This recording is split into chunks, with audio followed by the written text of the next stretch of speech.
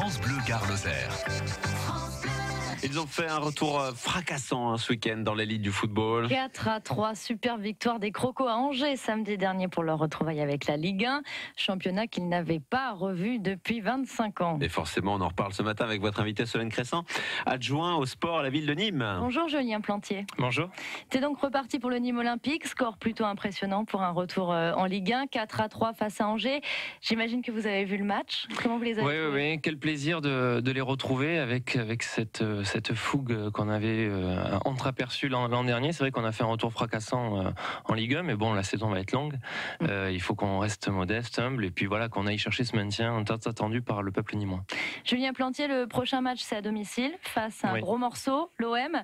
On est sûr que le match aura lieu au Costières. Écoutez, toutes les conditions sont réunies pour que ce match se déroule au Stade des Costières. On a fait une visite avec le maire Jean-Paul Fournier vendredi dernier en présence des journalistes pour montrer et présenter les travaux qui ont été réalisés durant la période estivale suite aux exigences de la Ligue de football professionnel, au niveau notamment de la sécurité, de la mise aux normes de ce stade. Donc normalement, tout est réuni pour que cela se déroule au Costières dimanche. Et pour la sécurité, justement, l'OM, on attend quand même 18 bus de supporters.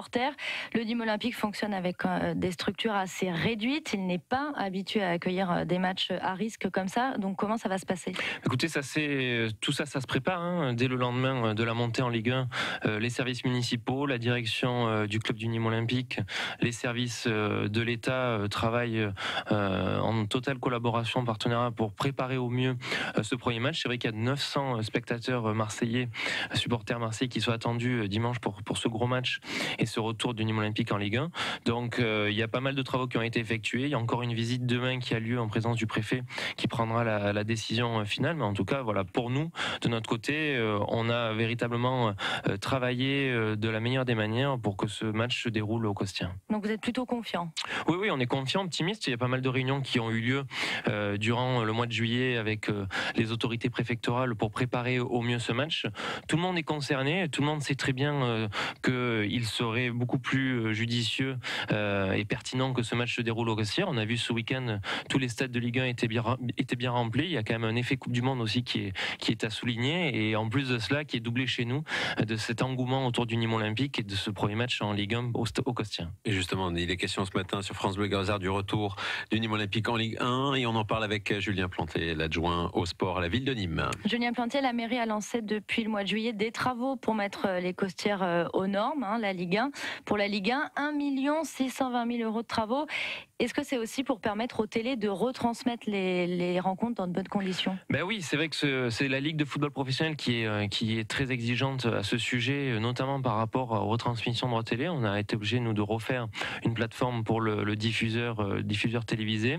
On a installé une quinzaine de caméras supplémentaires, on a rénové les vestiaires, on a refait l'éclairage pour accueillir dans de bonnes conditions. Il est clair que le passage entre la Ligue 2 et la Ligue 1, c'est un fossé d'un point de vue sportif, mais c'est aussi un grand changement au niveau des infrastructures. Il a fallu qu'on se mette à niveau, qu'on se mette à jour, et c'est vrai que pour nous, en tant que collectivité territoriale, c'est pas simple, parce qu'on est lié aux exigences de la commande publique, et il fallait agir en 3-4 mois.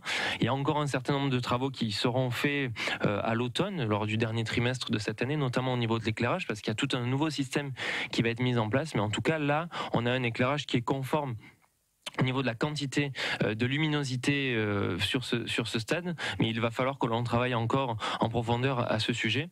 Donc c'est toute une série d'exigences qui sont imposées par la Ligue de football professionnel, à laquelle on était obligé de se conformer, certes pour le club, mais aussi pour la Ligue de football professionnel, notamment par rapport aux transmissions télévisées. Mais tout ce budget pour une équipe qui risque de ne pas se maintenir en Ligue 1, pour une équipe qui est aussi le plus petit budget de Ligue 1, est-ce que c'est bien raisonnable ? C'est raisonnable, oui, parce que il est clair que ça fait 25 ans qu'on attend ce moment. Le stade des Costières est encore une propriété de la ville de Nîmes. Il incombe donc à nous, en tant que municipalité, d'effectuer ces travaux.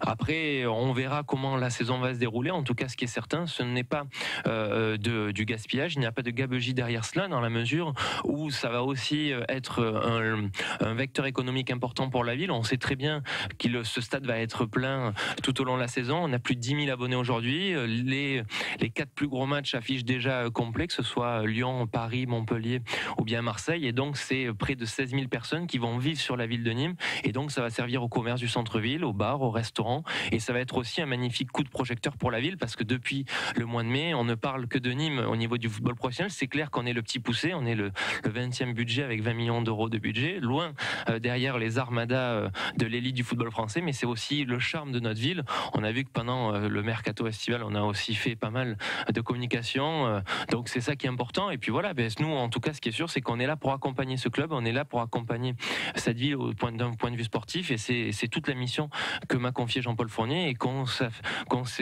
est en train de mettre en œuvre durant ce mandat.